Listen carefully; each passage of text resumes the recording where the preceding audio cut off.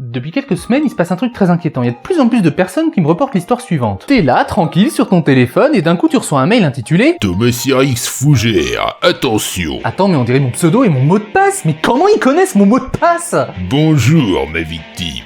Je connais ton mot de passe, Fougère. Là, c'est la panique.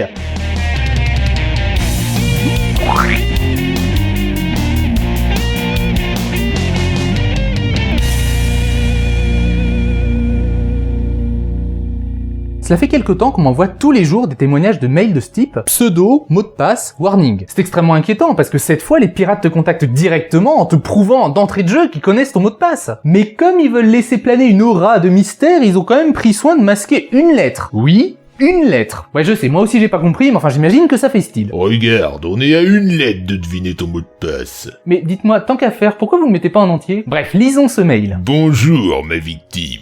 Salut, ça va? Je connais ton mot de passe, Fougère. Ouais, j'ai vu, mais il te manque encore la lettre la plus importante. Non, en vrai, là, tu paniques complet, mais après, c'est pire. Ceci est mon dernier avertissement. Bah, c'est-à-dire que c'est aussi le premier. Je t'écris parce que j'ai mis un trojan sur un site web à caractère pornographique que t'as visité. Mais c'est quoi un trojan? Un trojan, ça vient de Trojan Horse, le cheval de Troie. C'est une histoire où pour envahir une ville fortifiée, des envahisseurs avaient offert un cadeau, un immense cheval de bois, rempli de soldats qui ont massacré tout le monde une fois à l'intérieur. Ouais, ça ressemble à une mauvaise campagne présidentielle, ouais. Et donc, en informatique, un trojan, c'est un programme qui donne le contrôle complet de ton ordinateur à un connard. Bon, après, il pourrait simplement dire un virus, mais bon, trojan, ça fait plus vocabulaire de hacker, tout ça, t'as vu. Mon logiciel espion a capturé toutes tes données personnelles et allumé ta webcam qui a capturé ta procédure de masturbation. Je sais ce que vous allez dire, c'est pas très français, mais enfin là, j'ai traduit un truc qui de base n'était pas très anglais non plus, si vous voyez ce que je veux dire. C'est la première fois de ma vie que j'entends parler de procédure de masturbation. C'est genre, il y a des étapes clés, tu vois. En tout cas, ce serait très réaliste et très préoccupant. Si j'avais une webcam déjà, et si j'allais sur ce genre de site. Du coup, me concernant, c'est là qu'ils ont perdu toute crédibilité. Mais pour ceux qui utilisent par exemple un ordinateur portable qui a une webcam intégrée et qui vivent leur vie sexuelle de la manière dont ils l'entendent, ça devient carrément limite. Juste après ça, mon trojan a enregistré ta liste de contacts. Vous voyez le truc venir là? Les contacts, la vidéo du type qui se pignole devant son ordi? J'éliminerai la vidéo compromettante et les données si vous me payez $550 en bitcoins. Voilà l'adresse pour le paiement, LTJBZHCC68. Eh ben moi je veux bien, mais j'y connais rien, moi au bitcoin, comment je fais? Vous pouvez googler comment acheter des bitcoins.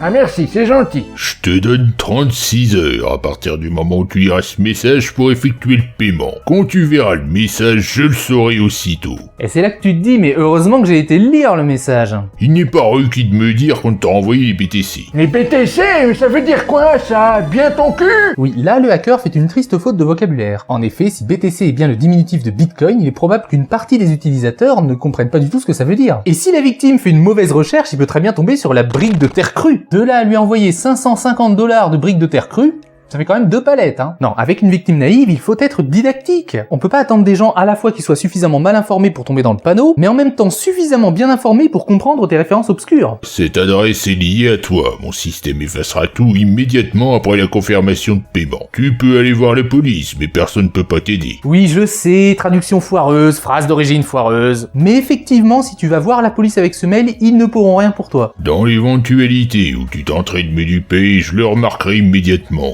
Je ne vis pas dans ton pays, donc personne n'ira me chercher, même pour 9 mois. C'est un étranger, je le savais, toujours à nous voler notre argent avec leurs gilets jaunes, là. N'oublie pas la disgrâce qui t'attend. Ta vie peut être détruite. Et voilà, le message s'arrête là, pas un au revoir, rien. Faut-il ou non avoir peur de ce genre de message? Et surtout, comment font-ils pour récupérer nos mots de passe? Déjà, la mauvaise nouvelle, oui, ils ont bien piraté mon mot de passe.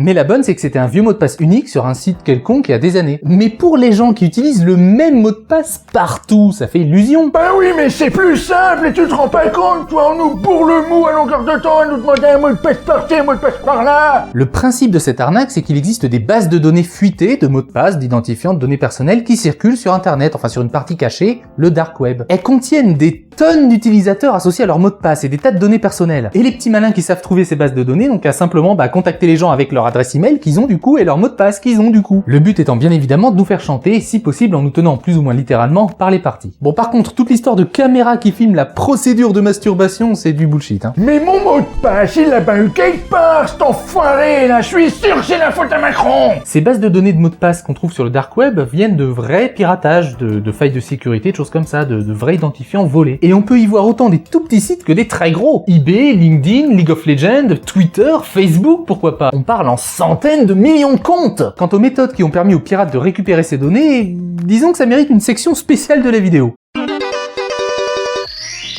2013, un bug dans Facebook envoie des informations privées comme l'adresse et le numéro de téléphone de contact sans autorisation à travers l'outil qui permet de télécharger normalement ses propres informations personnelles. Facebook a toutefois assuré que le bug aurait été corrigé trop rapidement pour que les données aient pu être exploitées. 2014, Mozilla, la fondation derrière Firefox, révèle la fuite de 76 000 identifiants de développeurs, incluant adresse email et 4000 mots de passe encryptés. Pendant 30 jours. C'est ballot. 2013 à nouveau, deux immenses compagnies de télécommunications américaines, Yourtel et Terracom, laissent traîner des documents confidentiels de 170 000 de leurs abonnés sur un serveur public. Oui, public. C'était même tellement public que ça a été découvert par un journaliste qui avait simplement fait une recherche sur Google. On parle tout de même de scan de pièces d'identité, numéro de sécurité sociale, coordonnées bancaires. Les journalistes préviennent alors les compagnies de leurs bêtises et en réaction, ces derniers traitent les journalistes de hackers et menacent de les attaquer en justice. Ah purée, ils sont forts ceux-là. 2008, plus fort encore, une fuite de données par CD-ROM. L'administration fiscale de Norvège envoie par erreur des CD-ROM contenant les données fiscales de plus de 4 millions de personnes aux services éditoriaux de la télé, de la radio et même aux journaux. Ça a l'air de rien comme ça, mais avec ces données, n'importe qui peut voler ton identité et vider tes comptes bancaires à terme. On se demande tout de même comment ils ont fait leur compte. 2012, Dropbox, vous connaissez ? Mais si, les dossiers partagés en ligne, là, c'est vachement pratique. Par contre, quand 68 millions de comptes se font pirater d'un coup, là, c'est moins ouf. 2009, l'armée américaine des États-Unis d'Amérique des USA renvoie ses vieux ordinateurs aux vendeurs pour recyclage, sans effacer les données dessus. Résultat, les données personnelles de 70 millions de vétérans depuis les années 70 fuitent, avec risque bien sûr de vol d'identité à chaque fois. 2004, un ingénieur travaillant au sein du fournisseur d'accès internet AOL, pour arrondir ses fins de mois joyeusement, décide de revendre les 92 millions d'adresses électroniques des clients de la compagnie à des spammers. Comme ça. 2017, cette fois, Equifax, société spécialisée dans la sécurité informatique et la protection des données personnelles, se fait pirater la bagatelle de 143 millions de comptes, dont notamment 209 000 numéros de carte de crédit. La réaction du PDG de l'entreprise sera un bel euphémisme, « C'est un événement décevant ». Ah ça. Retour en 2013 à Photoshop, Adobe Premiere, les documents PDF, de véritables références utilisées par la plupart des professionnels de la création numérique. Au moins 153 millions de personnes en tout cas, vu que c'est le nombre qui aurait été piraté. Pour vous dire, ça fait un peu plus que la population de la France et de l'Allemagne réunies. 2012, un moscovite pirate allègrement LinkedIn avec 167 millions de comptes récupérés. Notez que plus d'1 million d'utilisateurs de LinkedIn utilisaient apparemment le mot de passe 1234566.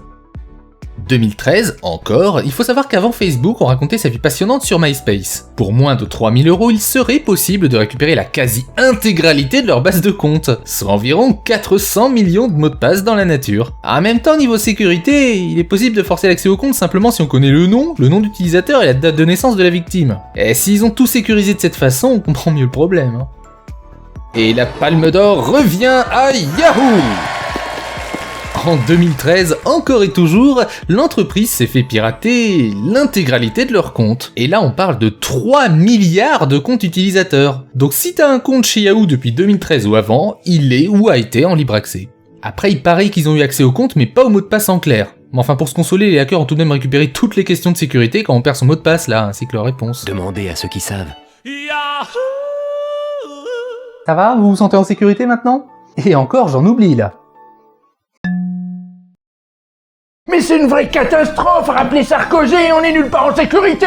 Certes, c'est grave, mais il faut pas non plus paniquer pour autant, je vous explique. Déjà, il y a différentes catégories de choses que les gens peuvent pirater. L'accès au compte, dans ce cas-là, le pirate ne connaît pas votre mot de passe, mais a simplement accès à votre compte, à vos données, tant que la faille de sécurité n'est pas corrigée. Il y a aussi le vol de mot de passe, alors dans ce cas-là, les entreprises envoient rapidement, si possible, communiquer à tous leurs utilisateurs leur demandant de changer le mot de passe, qui a tendance à résoudre le problème assez rapidement. Et il y a le vol de données, alors là c'est plus compliqué parce que ça contient des données personnelles, comme la date de naissance ou les questions de sécurité qui permettent de récupérer l'accès à d'autres comptes peut-être ailleurs. Là, idem, changer rapidement ses paramètres permet de sécuriser la situation après coup. Et enfin, le vol de coordonnées bancaires et pièces d'identité. C'est à mon sens le plus grave parce qu'il est difficile de corriger le problème après coup, hein. On va pas changer d'identité. Donc à partir de là, il faut être extrêmement vigilant au moindre courrier ou activité suspecte vous concernant. Mais de base, il faut éviter à tout prix de laisser traîner des choses comme vos papiers d'identité en ligne. Non mais la solution, elle est simple. Faut les cramer, ces machines de merde. Non mais regardez-moi ça, là, ces bandes de puceaux avec leur tête de victime, là. C'est grâce à eux si on en est là. Même pas foutu de faire des sites sécurisés. Faut tout cramer. En réalité, la solution est bien plus simple et bien moins destructive. Faut toujours avoir un mot de passe unique à chaque site. Je sais, c'est exactement ce qu'on cherche à éviter, c'est super relou, c'est pas facile de tout retenir, limite on peut les retenir dans un petit carnet, mais c'est imparable. Parce que si t'as un mot de passe à chaque site, le jour où t'en as un qui fuite, tu t'en fiches, ça affectera pas les autres. Et il suffira alors de changer le mot de passe du site concerné pour résoudre la situation. Eh ben, moi qui savais pas quoi faire de mon samedi. Concernant le vol d'identité, les administrations sont de plus en plus au courant de ce genre de problème. Et le fait qu'on renouvelle régulièrement sa pièce d'identité peut être une solution efficace selon le pays. Un petit truc marrant maintenant, il existe des initiatives qui permettent de vérifier si tes identifiants se trouvent dans une de ces bases de données qui ont fuité ces dernières années.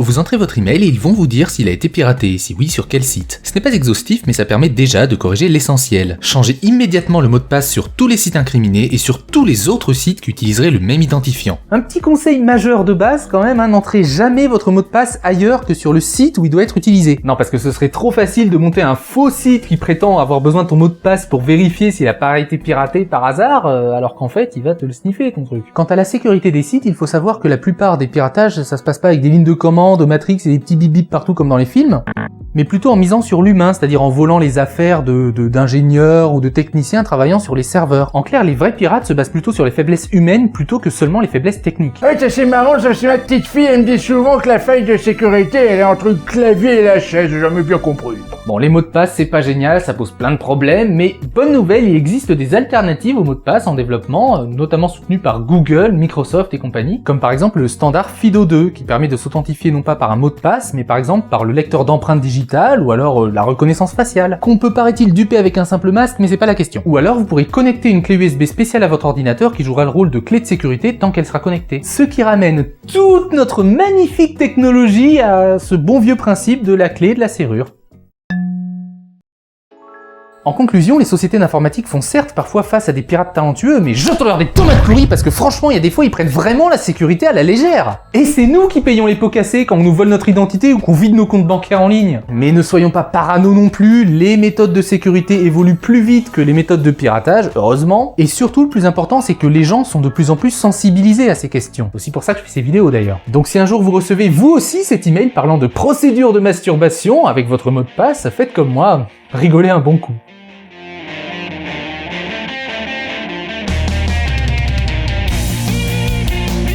L'émission vit grâce à votre soutien. Vous pouvez la soutenir sans même verser un centime en visionnant des publicités via Utip ou bien directement en faisant un don via notre page Tipeee. Plus d'infos dans la description. Et bien sûr, si vous aimez, n'hésitez pas à la partager. Si toi aussi, tu t'es fait choper en train de te tirer sur l'élastique, mais en fait non, c'est un malentendu, raconte-nous ça en commentaire, on va bien rigoler.